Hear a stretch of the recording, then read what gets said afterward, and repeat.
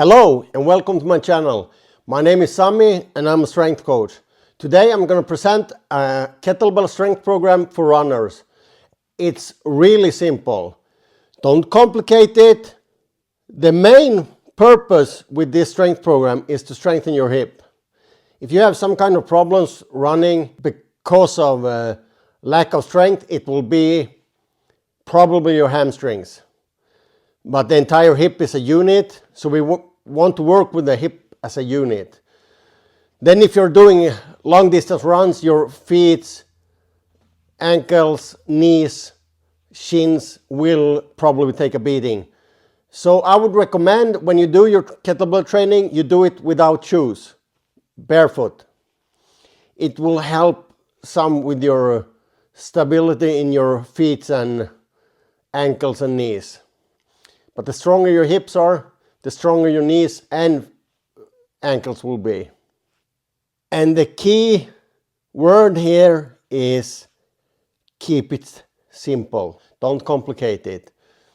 We're going to do some exercises. And one thing that makes the kettlebell unique is that people just starting training with kettlebells will increase their power in their hip. And hip is life.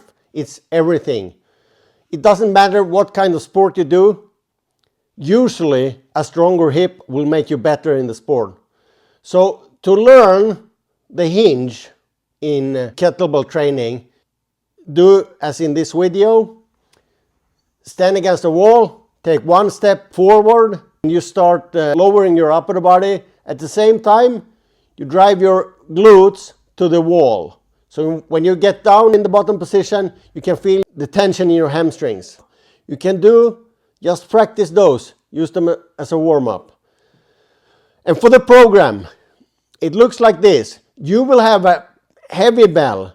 I don't know you, but I would probably guess like this. If you're a female, you want a kettlebell that's 16 to 20 kilo. If you're a male, you want a kettlebell that's from 20 to 24 kilo. It might vary depending on how strong or weak you are, but I would guess in that range. So a 4 kilo kettlebell, you have no use of it. The first exercise, the kettlebell swing. You will stand behind the kettlebell and the range to a kettlebell is about the same as between your feet. You will hinge forward, find the connection in your hamstrings. You don't reach the bell, so you squat down, put tension in your lat muscles, grab the kettlebell and pull it between your legs and explode forward. So the bell will go forward and upward. The next exercise is goblet squat. If you lack the mobility to do a goblet squat, you can do deadlift. But instead of a regular deadlift, you'll put more force on your quads.